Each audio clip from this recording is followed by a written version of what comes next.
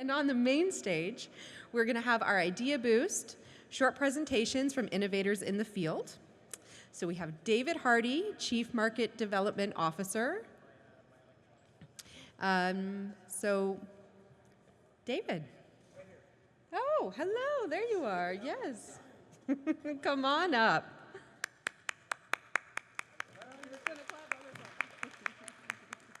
Thank you very much. A couple of quick shout outs, and is my timer, are you guys starting? Okay, there we go. So I know what I got. I just want to do a couple of quick shout outs before I start. I want to welcome and thank the group from Humber, who are maybe still, a couple of them are still here. Fantastic. As we've heard already, you're the next generation, and you hopefully will take some of the stuff you hear in this session and will kind of supercharge it going forward in your world. Also wanted to say hey to the group from, and I don't see any of them here, but the group from Amazon Sustainability Supervisor Training. We've got people from all over the world here to participate in this training. It's the first time that Amazon has done this, and it's a great opportunity to make connections with groups around the world who are doing the same things that we are, who are trying to achieve the same results that we are, and just forging that connectivity, I think, is a really huge thing. I want to thank Melanie Windle and the Sustainable Production Forum for the incredible job that they do at this session and have done for a number of years in bringing us all together to talk about this most important aspect of our world. I'd like to also thank the CBC for hosting again, and my friend Lisa Clarkson for being such an incredible jettison the bullshit leader that she is. It's really inspirational to talk to her, and a little terrifying sometimes, I'd also add. And finally, I just want to thank Zena Harris. None of this would be happening without Zena. She is a revolutionary, nothing less than a revolutionary. She's really forged this industry from scratch 10 or 12 years ago. My friend Andrew Robinson at the back, and all of the team from Green Spark Group, all the team from Earth Angel, and everybody that is working in sustainability. This has got to, it won't happen without you, and thank you for everything that you do. So with all that, I've got 3.5 minutes, so boy, am I going to go fast. I'm David Hardy. I'm the Chief Market Development Officer for a company called Hone. And what is Hone? Hone is hydrogen. And why is hydrogen an interesting, or at least to me it's interesting, why is it relevant now? Because it offers an opportunity for decarbonization at grand scale in all sorts of industries, but first and foremost, I think it offers the film industry an awesome opportunity to rapidly move away from diesel generators into something that is a zero-emission form of energy. So if you're like me, the mention of hydrogen just brings back PTSD moments of physics and chemistry in high school, both of which I barely got through. But, and for others, you think hydrogen, you think of that. That's the Hindenburg. The Hindenburg was a Zeppelin of the Nazi regime that exploded in 1937 in Lakehurst, New Jersey. I talk to so many people about what I'm doing in hydrogen, and people always look at me, and it's that you just know what they're thinking, and you know where they're going, and invariably it's like, wasn't the Hindenburg a hydrogen thing? So I did a little research and found that there has been no conclusive evidence as to how it exploded. There are all sorts of sabotage theories. So all this to say that hydrogen is a flammable gas, like many of the gases and many of the fuels that we use in the film industry. So I want to dispel the rumor right off the bat that it is a dangerous thing that you've got to treat totally differently. What we're trying to do is get people when they think of hydrogen, they think of this. This is looks like a generator. It is a generator. This is a 165 kilowatt output internal combustion hydrogen burning engine. This is something that we're working on right now. It should be ready and out on sets, or at least out in testing in the next month to month and a half. But what we've attempted to do in our world is to replicate the experience that the crew would have with a diesel generator, only this time with something that's producing 0 CO2 over the run of whatever period of time it's being used. It will have all of the same connections, it'll look, feel, I was going to say taste and smell, but it won't taste and smell anything like what the crew has been used to with a diesel generator. So that's great. You've got this zero emission power source, but what are you going to do with, how do you power it? Like, where do you get hydrogen? Oh, sorry, I got ahead of myself. Can you drive up to a fueling station? Not in Ontario right now, except with one exception at the Pearson Airport, but they're not up and running totally yet. But the future, in certain jurisdictions, in Vancouver, there are a number of hydrogen fueling stations, but what we will have to do in Ontario, for the short term at least, is something where we're delivering hydrogen directly to the consumer, to the set. This is a tube trailer that we have. There are 8 tanks of hydrogen in that box at the back, and each one has about 16 kilograms of compressed hydrogen that will run a production, depending on how they're using the generator, anywhere from a day to a day and a half, maybe even 2 days before they have to have a replacement trailer brought to the set and replaced. This is just what it looks like in action. We'll just have a very short clip, just to show you that it's beyond a graphic, an artist's rendering. It's actually there, it's working. We have the generator will be coupled with the trailer shortly. We'll start our testing and then we'll take it to market. Carbon reduction, this is a really compelling figure, and I'm just about done.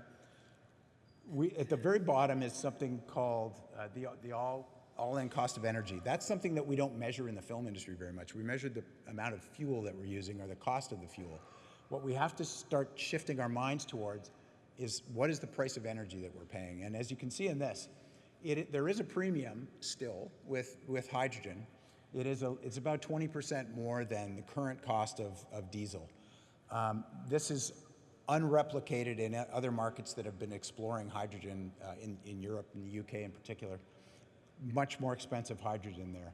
We're bringing it down to a cost point that is palatable for production, where we know everybody is looking for the cheapest source of everything. This will be something that is very relative to what their experience right now is with a diesel generator and the cost of diesel fuel. So, decarbonization delivered, and thanks for your time.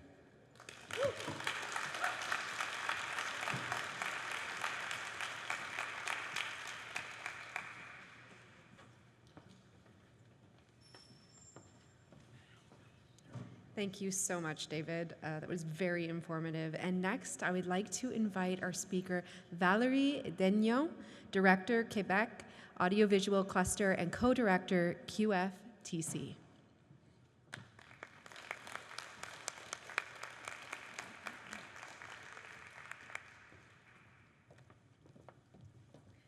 Thank you.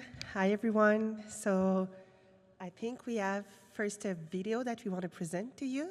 So, did you know that in addition to being one of the most creative in the world, the Quebec audiovisual industry can also be green? The Rolling Green program supports our industry in its ecological transition with training sessions, practical guides, and accreditations recognizing the eco-responsible initiatives of productions filmed in Quebec. From documentaries to animation, from pre-production to broadcasting, including visual effects. Every action matters. Together, let's make our industry greener. So this is the Rolling Green program. It's been 4 years that it has been created. As you can maybe see, it's from Quebec, so where is my francophone accent? But it's a bilingual program, so if you want some information, the website is fully in French, fully in English, so don't be afraid to go and look at it. I have an amazing team that is working on this program. It's been 2 years that they have been with me. They elevate me. It's 2 ladies that has this training and master degree in eco-responsibility. So Marine Kochman, that she's here with me today, and Caroline Moscardo, that is also part of the Rolling Green program. The main objective of Rolling Green is to facilitate, to mobilize, and to facilitate the eco-production in the Quebec city, the Quebec province, sorry, the Quebec provinces. And we have a lot of resources that are available free on our website to all of the Quebec audiovisual industry. We have key players that are promoting the program. So last year, we've done the first Rolling Green Day, and we've announced that all the broadcaster has now taken the step in our sustainable production in Quebec. So this is why maybe some of our wonderful panelists just talked about the Vert program, so the Rolling Green program, and we're very proud of it. Also, as part of the Rolling Green program, it was important to know what on the field, what is it working, what is not working, what do we need to add in the program, because when we've launched it 4 years ago, we knew that it was not perfect. The sustainability road is a bumpy road, I think, and we needed to learn. We are talking a lot about formation, learning skills, and we've needed to learn. I am not a specialist in eco-responsibility. This is why I have those team members with me, but we need to learn more about how can we improve ourselves in that matter in the audiovisual industry. So this is why we've come up with 3 discussion tables. One is about the labor and training, so how can we train better, share the knowledge in our industry, how can we have this infrastructure, facilitate the production, the facilities in our city and infrastructure, because in Montreal, we don't have those super power pack that you have here in Toronto or in Vancouver, and we are very envious of it. But we think it's amazing, and this is some of the work that we are working with the city and infrastructure discussion table, and also with the studios, with the 2 big studios that we have in Montreal, and funding. Funding is always a big part of, the big part of our program to see what can be done to have some eco bonus and not only eco conditions. We take an active role in our industry. We are hosting panel. We are also awarding with some prize the eco-responsible production. So just last weekend, we've had, it's called the Giacomel, so it's the big gala in the Quebec industry, and it was the first gala that has been accredited by the Rolling Green program, and also that was recognizing all the production that has been accredited by the program by putting the logo just beside their name, the nominee's name. So that was a big step for us, because it was showing the industry that this program, one, exists, but also that you can have recognition to do the Rolling Green program. And it was also showing to the public what is that the industry is doing something regarding the green production. What makes us different from the other program?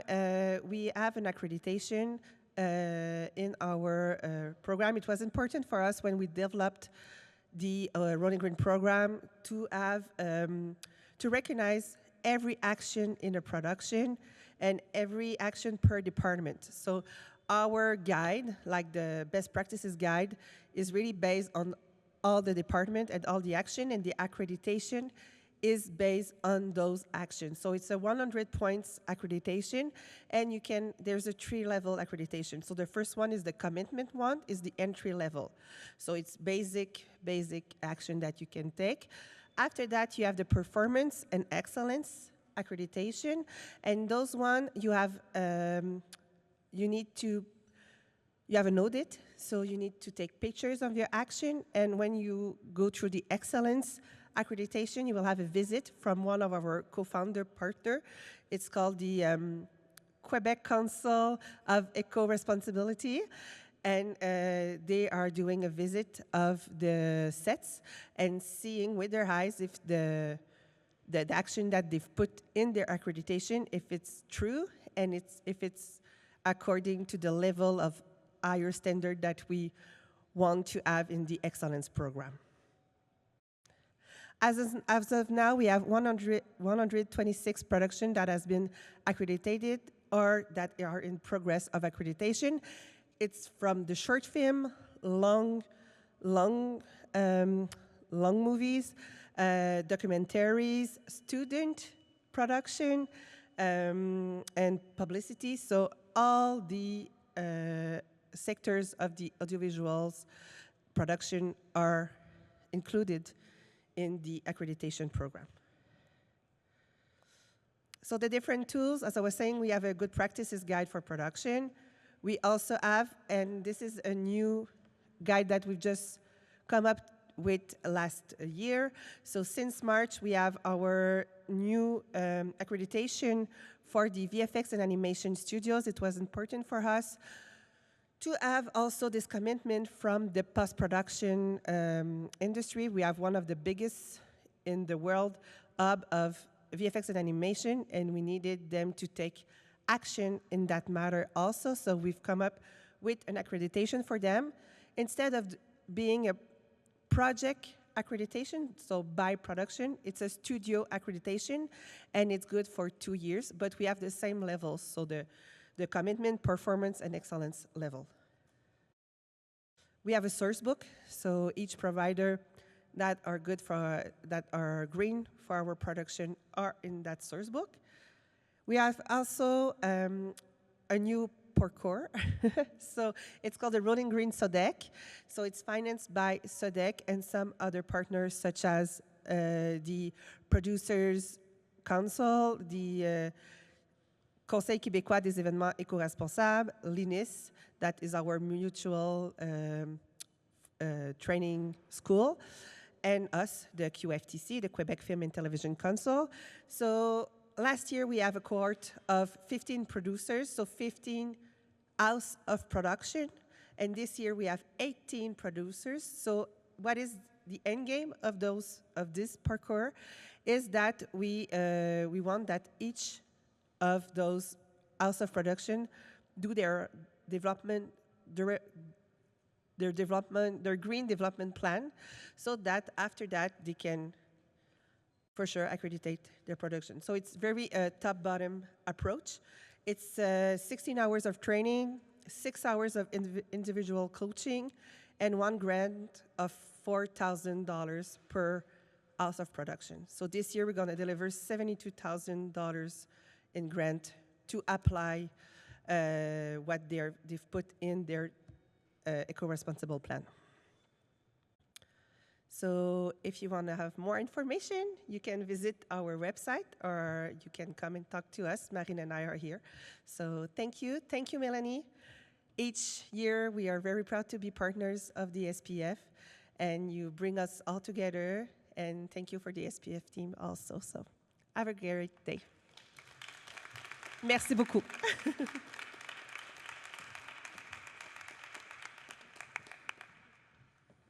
Thank you, Valérie. As we talk about accountability and rewarding the good work, that was such a great presentation to highlight that. Next, I would like to welcome Zena Harris, founder and president of Green Spark Group. Come on up.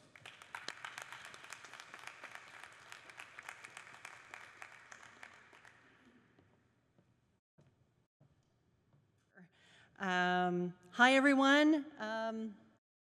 I am here to talk about an endeavor that I've been working on with a team of people for the last year or so. And the reason I've been working on this, we'll hear about in, I guess we'll hear about in a second. I don't want to get ahead of myself. But one of the things that a few folks in the industry realized is that if we look outward to other industries and how they are doing things, we might learn something from them. So I looked out, I've studied this in the past, I looked out to other industries, an industry that is akin to some of the stuff that we do, especially in our construction department, but an organization that has done really well in certifying the workforce is the Green Building Council. And so a few of us approached the Green Building Council in California. It's a chapter of the U.S. Green Building Council, to ask them if they would partner to try and figure out a certification for the entertainment industry. So that's what I'm going to be talking to you about today. Okay, so that was, what's next? Okay, it's called the Sustainable Production for Entertainment Certification. So what is it? It is a certification for the entertainment workforce. And when I say the entertainment workforce, I am talking about film and TV, those who work in music, and those who work in sports as well. So it can cover other aspects of entertainment as well, but those are what we call our three main segments right now of entertainment that we tried to weave through this standardized certification. So it is a certification for the individual, and it's a foundational certification. So it takes common core concepts that we all need to know across the entertainment ecosystem. And you see some of them listed here, such as waste and energy and whatnot. We all know that across the board, everybody deals with waste, everybody deals with energy, everybody needs to understand some basic principles of climate change. And we, think about our vendors, our supply chain, procurement across the board. So how do we standardize that? So basic purpose here is to give you, the worker, the knowledge and tools to integrate sustainable practices in your work. Quite simply. Now, why the U.S. Green Building Council? Well, and the California chapter in particular, well, they have a massive back-end ecosystem of training. They not only administer the LEED certification and the LEED, I don't know if any of you have heard about the LEED GA certification and about the LEED AP, Advanced Professional Certification. Those are just two. They have a whole host of other certifications that are accredited that they provide to the workforce. So we took their knowledge, skills, back-end infrastructure, already certified accreditation process, and tried to bring a certification for the entertainment workforce into that ecosystem. And they've been super supportive of the process and worked quite well with it. So they have the ability to accelerate market transformation through their marketing engine as well. And they have chapters all over the world. So through the Green Building Council. So pretty exciting. And turns out that facilities and the stuff that they are really good at are also thinking about LEED certification for facilities and various types of certification. So they are touch points to our industry already. So super excited to be partnered with them on this. They also have back-end infrastructure for database, for workforce development, all of that great stuff that we can benefit from. So their mission is leading, educating, connecting, and advocating, very similar to the type of stuff we want to do in film and TV, so they've been a great partner in that regard. So the development team, just quickly, myself, another, expert in sustainability and climate change, Adam Areth. He's won awards for curriculum development, so I was super fortunate to work with him on this. Also the Green Building Council team that consists of education and programs manager and also communications. The executive director was very involved. They helped us with a team of interns to help with this as well. When we did this, the reason for this is because we looked at everything out there, and we did a landscape assessment that found that there were over 50 different trainings for entertainment out there. How do you know what, if this one's good or teaching all of this stuff, or that one, or that one, or that one? These are all great, and most of them were local, right? So how do we know with a transient crew if folks have the education they need, the foundational education they need, which is why we started on this process in the first place. There's been an industry survey open since January, where we've surveyed not only film and TV, but also folks who work in music and sports. And these are the types of topics they told us they wanted. And they've said it in multiple different ways, and that's what that other category is saying. Talking about circularity, many people mentioned it in several different ways, so we wanted to acknowledge that as well. So why are we covering 3 segments of entertainment? Well, it's because that our crews are multifaceted. They may work in multiple types of entertainment, right? And the problems and the issues and the concerns after we started looking into it are very similar across the board. So what an operations team at a big music festival may think about, so are we thinking about that in film and TV. There are very similar issues, so we can really divide and conquer here. These are the topics at a high level that are in the certification. So we're looking at climate, we're looking at systems and planning, circularity, energy, communications, and actions. And I will say that this is very much a training to empower people on how to think about problems and solutions, not what to think. It's not prescriptive, but it's giving you the tools to problem solve in your context. So it's all founded in a few guiding principles. I won't read them all. You can take a look here, but we talk about it in film and TV. It is very similar in sports and music, that planning is key to all of this. It's a practice over time. We can't just state something is sustainable. We have to do it over and over and over and evolve over time. And so we talk about that a lot in the training. And that, we all have to work with purpose in what we do, and that's how we approach some of the aspects of the training. We've done 3 pilot courses. We have taught a cohort already, the Amazon cohort that is here, so talk to them. A number of people have already taken this, and we've gotten feedback from everyone. So far, most have been from the film and TV industry, but we continue to track that. The Music Sustainability Alliance is on board and supportive and starting to message this. Also, the Green Sports Alliance is a supporter and on board and messaging it through the sports world as well.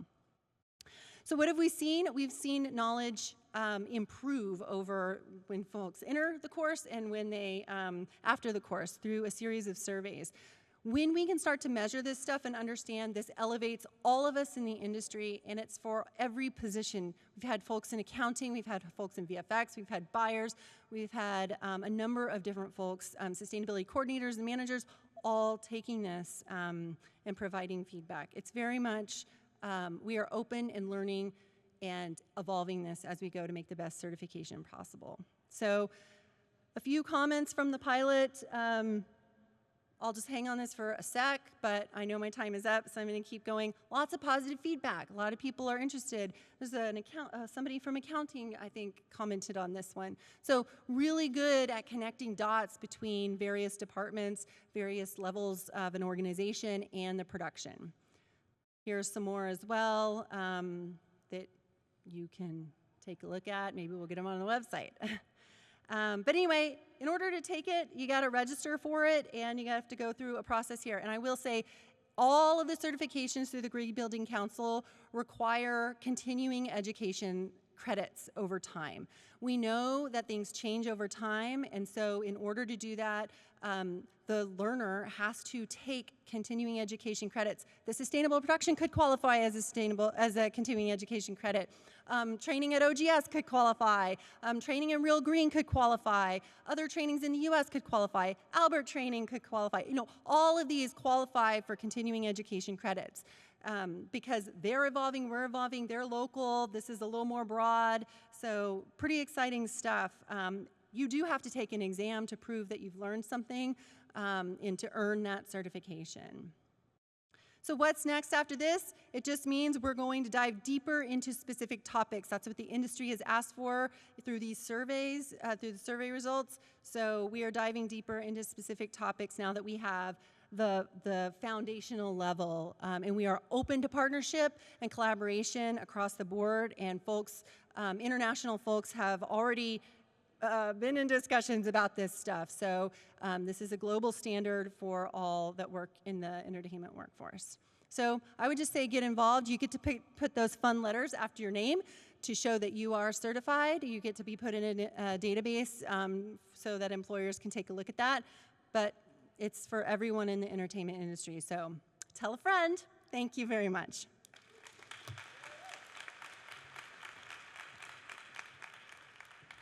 Okay, we're going to keep moving, keep things rolling. So we've got Jason O'Malley next, Senior Partner Solutions Architect, Amazon Web Services. Welcome, Jason, please.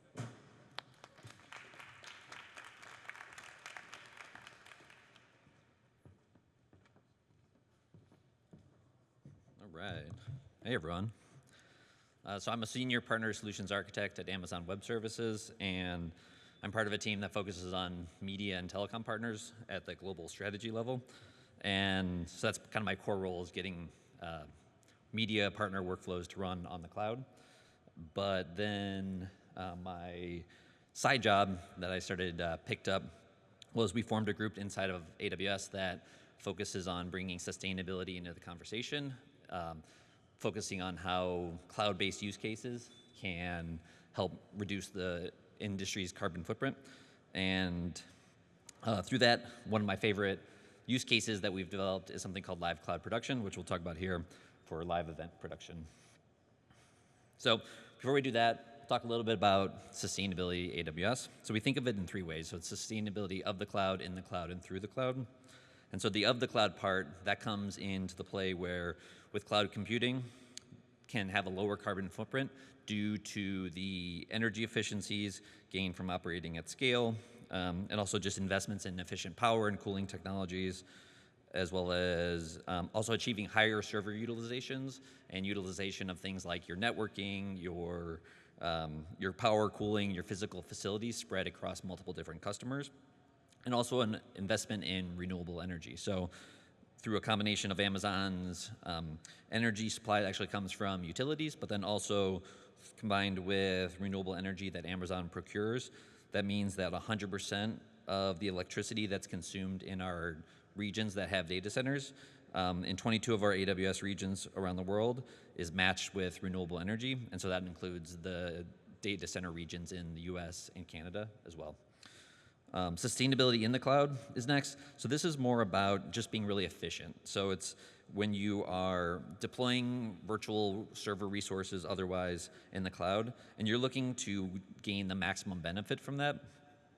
And so if you provision it, try to use it as much as possible so you're not wasting energy on the back end.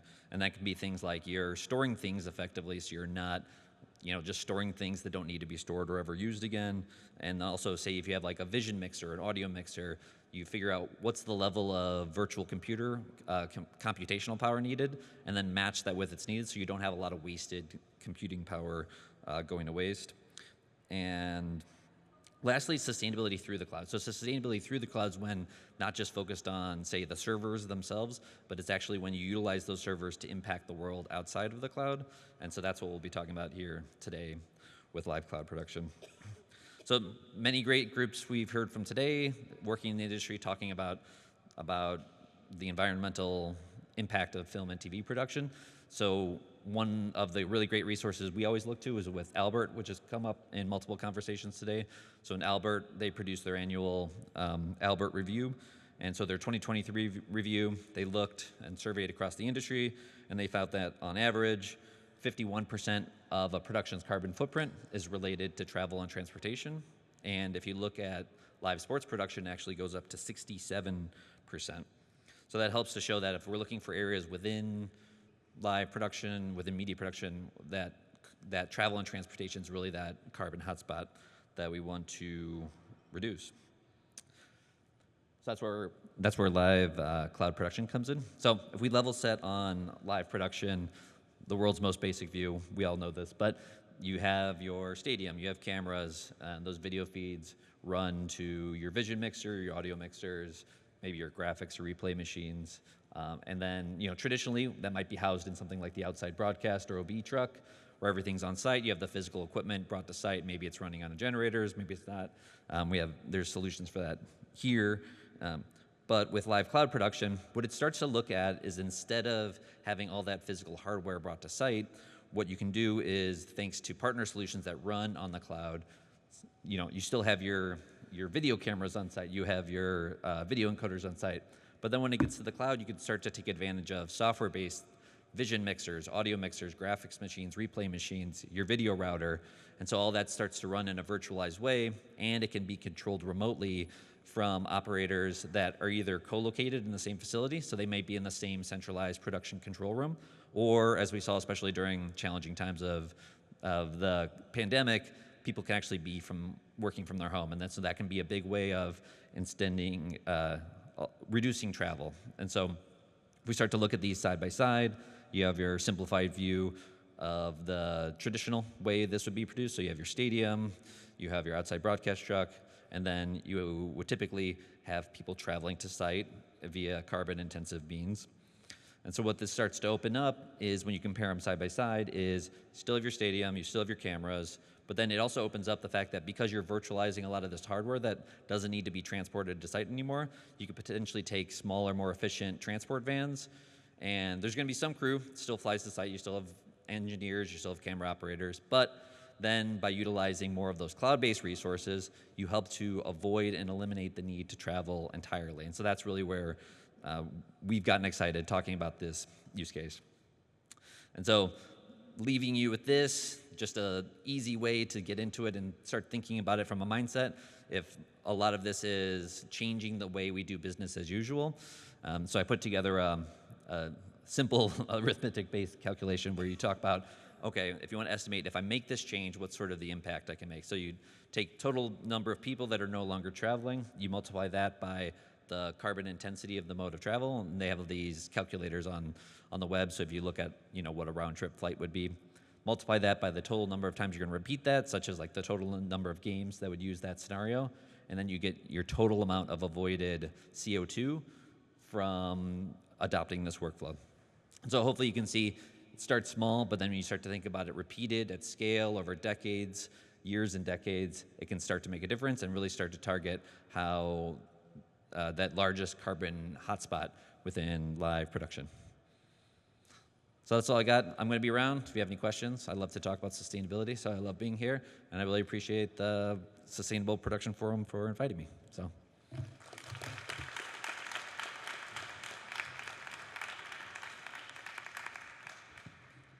Thank you so much, Jason.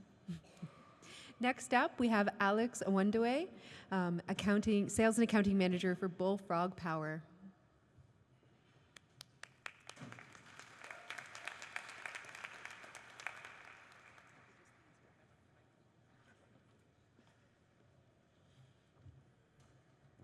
All right. Thank you. Good afternoon, everyone. I hope you're all enjoying the conference so far here today. My name is Alex Onwudiwe. I'm here on behalf of Bullfrog Power. I really love this Idea Boost segment that SPF has made kind of a regular feature of its conferences, as it allows all of you to hopefully have your interest kind of piqued by some bite-sized snapshots from some inspiring organizations all around the industry. Before I jump into who we are, I really want to take a moment to thank the Sustainable Entertainment Society and the SPF Conference for all the hard work the teams have put into organizing another year of amazing conferences. I'm also very excited to echo the earlier announcement from Melanie about our really exciting partnership that we have with the Sustainable Entertainment Society and Bullfrog Power. At the core of this partnership, it's aimed at amplifying the education and accessibility to green energy solutions that are designed to help decarbonize different areas of your operations, while also providing support for both renewable energy projects across Canada and providing excellent programming and resources, across Canada and the Sustainable Entertainment Society, so they can continue to providing excellent programming and resources to incorporate better initiatives throughout the industry. I've never got a woo before. All right, in the spirit of keeping things short, I've been a sales and account manager with Bullfrog Power for about 2.5 years now, and appreciate the opportunity to tell you a little bit about us. I typically work with small to medium enterprises, businesses across the industry, with a couple of key focuses. After over 17 years in food and beverage myself, kind of right here around Toronto actually, I've been lucky enough to now work in the sustainability world and stay involved with the hospitality and tourism industries, various nonprofits, associations, and of course the film and television or entertainment industry as a whole. A couple of years ago, I never would have expected myself to be up here speaking in front of you about a company I work for, let alone my own experiences. There it is. Honestly, the slides aren't super important anyway, but I appreciate it. But yeah, I never would expect myself to be up here to be speaking to you about this. And though we have a lot of work to do, looking around the room like this, it seems like it's a sign that there's like a real concerted effort to being made to better ourselves and recalibrate how we think about what it is that we do. If you're not familiar with Bullfrog Power, we're a leading renewable energy company. It's been in the space since 2005. We've been committed to helping Canadians reduce their environmental impact by providing renewable energy options for homes, businesses, and transportation. We've also been a certified B Corporation since 2011 and have many trusted partnerships that we work with to ensure that you can feel confident in how we work to connect you with our green energy solutions. We also work to develop community-led energy and clean tech projects that are some of the ways we pride ourselves on giving back to communities across Canada. Regardless of the size of your project or organization, we work with you to meet you wherever you are along that journey. So whether you're developing comprehensive strategies to meet your net zero goals or just getting started on how you can make a difference, we can probably help. As you all know, sustainability is a complicated challenge that we're all facing and extends far beyond our day-to-day dealings. We've worked with productions to offset their flights and transportation from the high-quality ICROA offset registries, amongst others, required by industry tools like the Albert Calculator. We've also provided green energy for screenings, productions, events, and post-production, depending on the needs and goals of the project itself. If you're wondering about how we can help you in like your more unique roles, there's many folks that are within this industry but in different areas of it, we should definitely have a conversation because there's probably something we can do. And as you can see, I'm not really speaking to these slides, but they're up there. They're kind of related to some of the things I'm saying, but happy to dive into more if you have any questions about this. On that note, many of you might have seen us this year around the Toronto International Film Festival as we were an official sustainability partner and collaborated with them to help them reduce the carbon footprint of this year's festival by Bullfrog powering all screenings with 100% renewable energy through our high-quality RECs or renewable energy certificates for anyone who's not familiar with that. I really enjoy getting creative with how we can help address the different areas of your scope 1, 2, and 3 emissions, but also how we can communicate what and why it is you've chosen to partner with us to do so. One of my favorite things about working with the film and television industry was realized last year at this conference here in Toronto, actually. I was thoroughly impressed to see the different entities that have come together to develop solutions and chart a path forward for different productions and affiliates to create more meaningful strides towards meeting their collective goals. Many other industries that I work with, and very lucky to work with them, have been doing the same thing. Everywhere you look, people are talking about sustainability, but there's something a little bit different about the way this industry's doing it. They're actually collaborating and trying to provide resources for all of you, and not just saying, you know, figure it out. Point in case, the conference you're all here attending right now wouldn't be taking place if it wasn't for the fact that, you know, all of you cared about the environment and the planet that we all share. It's not just important for the industry, but the future of industry and, of course, the planet that we all share.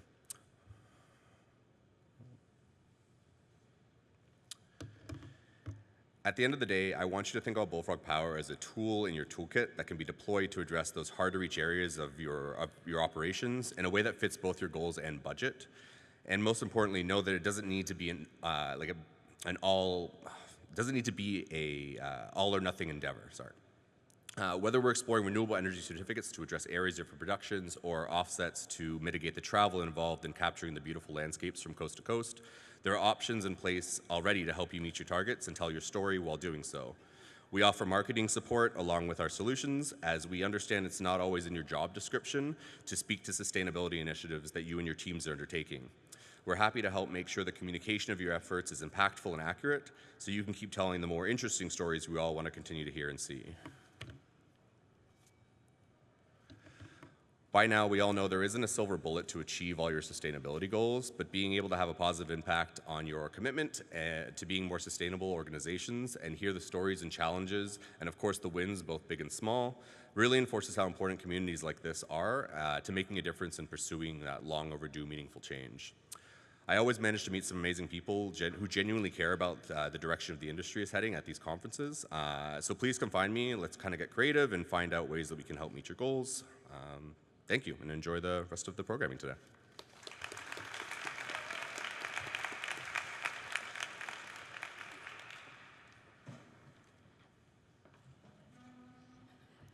Okay, so thank you, Alex.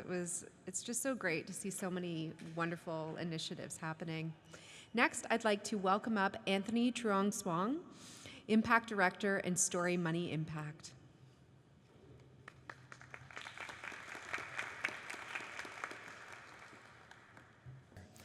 My name is Anthony Truong Swan. I'm the Impact Director of Story Money Impact. Swan is a name given to me by Elder Rita Louie of the Tahltan Nation in Iskit, BC. Truong is a name given to me by my maternal grandfather, and Anthony is a name given to me by my father. When I was young, global warming is what they called it, and they told us that here are the things that you should do to prevent it from happening.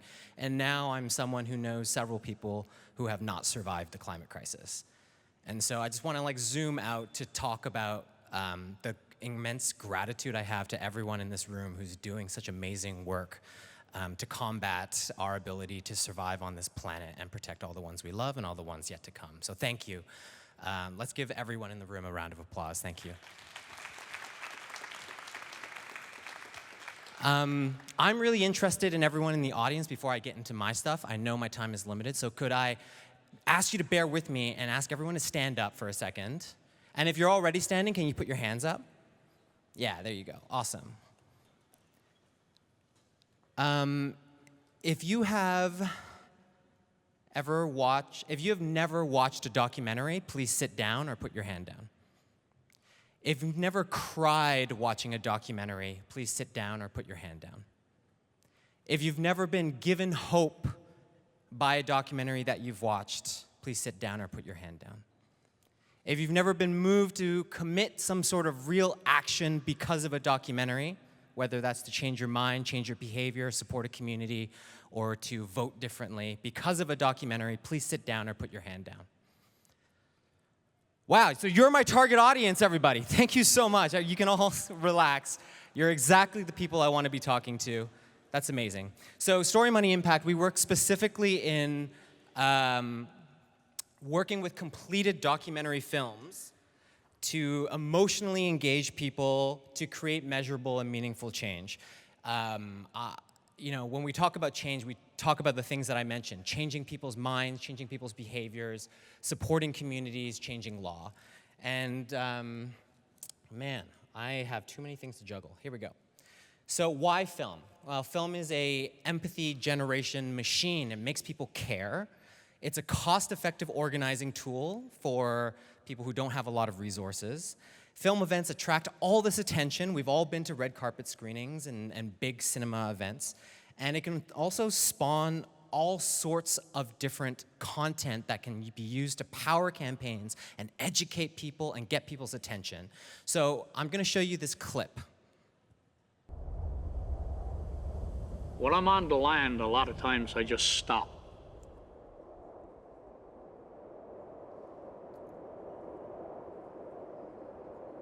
I stop. And I look. I look off in the distance. And I say to myself, are my eyes seeing what my great-grandparents saw? Are my eyes seeing the same landscape? And I used to listen to their stories, and I hear their stories and their love for the land. And I ask myself, you know, how much have the scenery changed or the geographics changed? Is the land, does it look the same? Does it represent the same thing? Will this landscape still be here 50 years from now? Will my grandchildren's eyes still be able to see what I see? That's a beautiful clip from The Magnitude of All Things of Derek Pottle. communicating in 57 seconds what the Climate Caucus at the American Psychiatric Association and Canadian Mental Health Association BC have been trying to communicate for years, which is there is a mental health crisis happening because of what is happening to our climate, and it's not being addressed properly because the climate crisis itself is not being addressed. And so we take films like that have this immense power to grab you by the heartstrings and make you want to do something, and we show them to targeted audiences. And since 2018, we've worked with 27 documentaries. The 12 climate documentaries that we've worked with are up there. We've raised more than $500,000 to power these campaigns and put them into communities that are doing the work. We've developed 1,900 partnerships. That's a lot of phone calls that I've personally been on. Hosted 1,700 events and screened films for tens of thousands of people. But today I'm going to talk about our Earth Day model, which is one of our most successful programs. It's one day a year that we actually stretch out to 2 weeks, where we choose a film to screen for as many people as possible inside of our target audience, people that we think are actually going to engage and do something meaningful. And you can see up on the screen behind me that we've had thousands of screenings and engaged tens of thousands of people with only just in the past 3 years. And it's not just anyone. Again, it's always a really intentional, targeted audience. We look at different sectors of civil society and try and figure out who here do we needs to see this film. So whether that's government, high schools, business, faith-based organizations, we do the outreach and we organize with those communities. So our model is fairly simple. I can't really get into it, but essentially we find a fantastic film and we make it available free online, as barrier-free as possible. And then we actually, the people who sign up, there are trusted partners that are leaders at nonprofit organizations, faith-based orgs, businesses like yours, organizations like SPF, who want to organize a larger screening for their constituency and their community. So we call this model organizing the organizers, where we make the film completely barrier-free, and someone over here could do a screening for their spouse or their children, and then someone over here could organize a screening for 800 people at their annual general meeting. And so that we're really kind of limiting the barrier, not putting any parameters on it, and just saying this film needs to be seen, and there's a bunch of actions attached to seeing it that you will want to take after you've seen it. So in our first year, we screened Magnitude of All Things, that you just watched a clip from, which was a film about the mental health effect of the climate crisis. And, we're really proud of the stats that come from this, if they show up on the screen. If I press this button, here we go. But with this film, we partnered with the Good Grief Network, which is an organization that takes people through a 10-session workshop to process their climate grief and turn it into meaningful action. One of the most meaningful quotes that come to me from that workshop is that action is the antidote to despair, and community is the antithesis of capitalism. Sorry to everyone who's a shareholder in this room. But it's really incredible because everyone who watched our film, you can see here that 59% ended up increasing their willingness to actually process those feelings that we shoved to the back of our minds, but 32% of them ended up signing up for that program and engaging in whatever action they figured out for themselves afterwards. So that was a really important campaign for us. The next year, we worked with a film called Before They Fall, which is about the logging of old-growth forests on Vancouver Island. We've all seen the incredible movement done in Fairy Creek. And, for this film, we're really proud of how many screenings we did for how many people. But here's a quote from Southminster United Church. We had an extremely successful evening event at our church with Suzanne Simard speaking and doing a Q&A session. So us making the film freely available, attaching all of the resources and the training that we've developed to help people organize their own screenings and organize their own communities, led to this small church with a screening of like 50 people getting one of the protagonists from the film we were making available to them out to their own screening. So we're really empowering people to make a difference and educate themselves and organize themselves in their communities. The next film was Klabana Keepers, a film, a film about a group of grandmothers that kicked out Shell Oil and Fortune Minerals from their sacred headwaters in northern BC. Really incredible film, for Earth Day 2024, this was sponsored by Real Green. We've tried to measure a little bit more on how engaged our audiences were, and we ended up finding something pretty astonishing, that 54% of people hosted their own discussions and conversations about Indigenous land defense after the screening of this film. So of the 261 screenings that we were able to have in 2024, half of those did more work than was necessary than just watching the film in their own home, and actually brought their communities together to talk about how they were going to engage with the local Indigenous effort to protect and steward the land.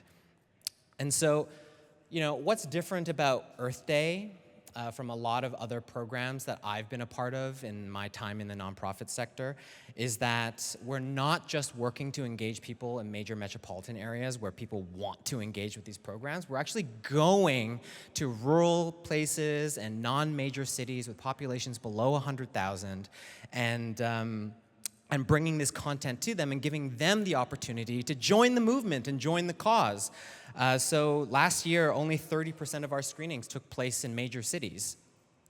Not only that, other things that are different about our model are that, you know, across the thousands of surveys that we've managed to do, I heard someone else talk about surveys, and measuring your impact is so important. Across our thousands of surveys, everyone who watched our films, 97% intend to take additional action after the credits roll. And so that's why it's important to us, such a big part of our work is to always attach an action to the screening of the film. And the people who want to take those actions are from all these strategic sectors of civil society, and those folks trust us. They keep coming back to us to hold these screenings. So I know I've talked a lot about reaching people and all these metrics and surveys, but some of the real impact that we've made is that the CMHA BC, which is one of our partners for the magnitude of all things, they, then CMHA National, began a climate anxiety program in partnership with Anxiety Canada because of the massive conversation that we raised around climate grief during our 2022 campaign. But the thing I'm most proud of is the work that happened on the Klabana Keepers, trying to protect the sacred headwaters from additional resource extraction, additional land exploitation. The Klabana Keepers signed the draft land plan just a couple of years ago with the BC government to protect 600,000 hectares of their sacred headwaters until 2039. And that's real impact that we're really proud to have been a part of. So, you know, I end this with an action. Join us, help us. You know, this good work happens because of relationships, and relationships have to move at the speed of trust. I understand that. So come meet me, come talk to me. If you'd like to be a sponsor for our 2025 program, we'll happily welcome you. But if you just want to host a screening, just email us. We'll make sure you get all the materials you need and the support from myself and my team to make that a successful, engaged screening. Or if you've created materials that you think are helpful to inspire positive climate stewardship, let me know about them and I will make them available to the constituency that I have access to, because we can't do this alone. We have to do this work together. Keep caring for the planet. My name is Anthony Truong Swan. It's been a privilege to be here. Thank you, to Melanie and SPF, and to the tech people who have run this day so smoothly. Thank you so much.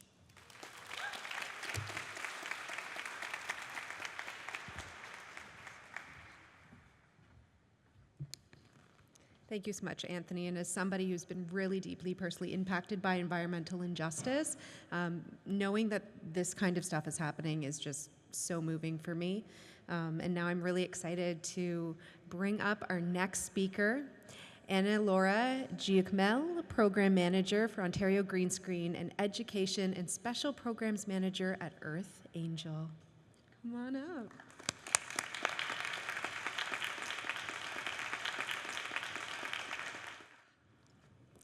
Hello, everyone.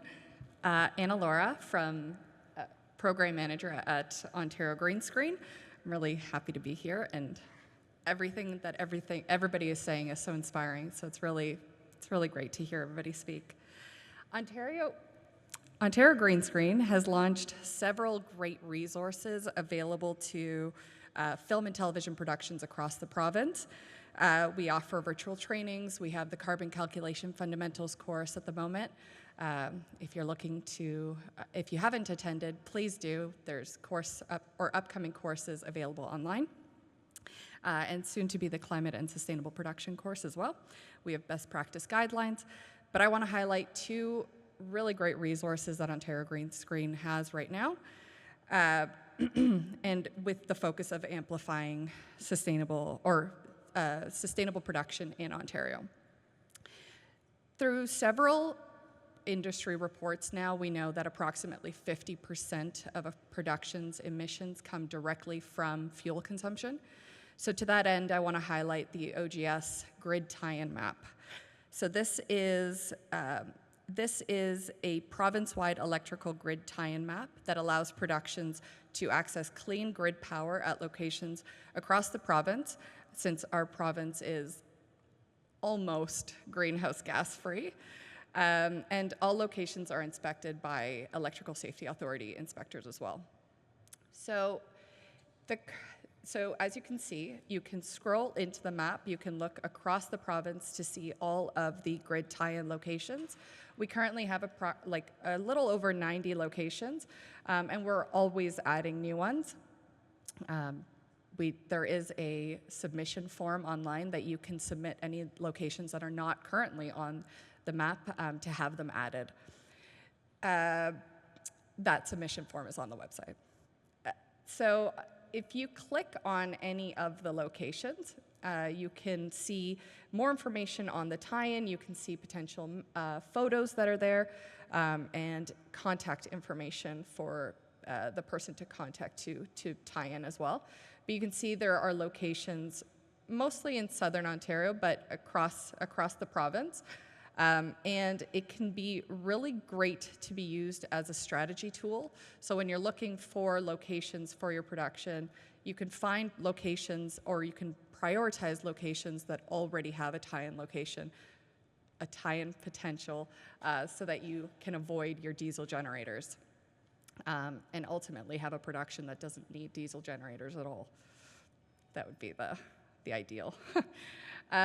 There is also a reference sheet that can help you with more information. It helps you understand how to use the map, how to use the locations, and how to set up a new tie-in location as well. So yeah, great information. The second resource that I really want to highlight is that the OGS just launched their new waste sorting kit. So this is it's designed to help productions with waste signage. We know that it can sometimes be challenging to understand all the nuances of waste sorting on productions and across the province. So as all jurisdictions have different waste requirements, the kits are regionally specific to 7 jurisdictions across Ontario. So there is waste signage for Durham region. We have Hamilton, Mississauga, North Bay, Ottawa, Sudbury, and Toronto. There is also one generic kit that can be used for regions or municipalities that aren't listed or not represented in the templates. So each kit has 6 sorting streams. There's recycling, organics, cardboard, e-waste, hazardous waste, and landfill.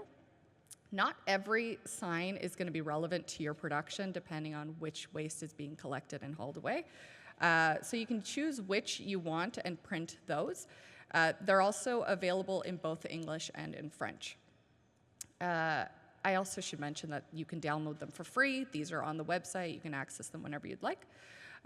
There are 2 versions. These are the low ink and the high ink, or the full ink options. So these are the low ink versions that you're seeing right now. We recommend using the low ink one for printing at places like location where you might have to print a few to keep them. But for the ones that are going to be in the studio, we recommend like the full ink ones, and those can be laminated, stuck around the production or the studio, and then they are evergreen signage that is around. People get in the habit of proper waste sorting. And there are QR codes on each of the signs as well, and these will link to municipality-specific waste pages. So these are going to be on the newly launched OGS website in early November. So that QR code will lead to every municipality's waste-specific pages. So more information, like the Toronto Wizard, where you can put in any kind of waste item and it tells you where to put it. So those are the two resources that I really wanted to highlight that OGS has. But OGS has several resources on their webpage. Please go to them. They're offered for free, and any production can have sustainable best practices to move forward with. If you have any other questions for me on any resources, I'm right there. So come to me, and I'd be happy to answer all your questions. Thank you very much. And thank you for having me.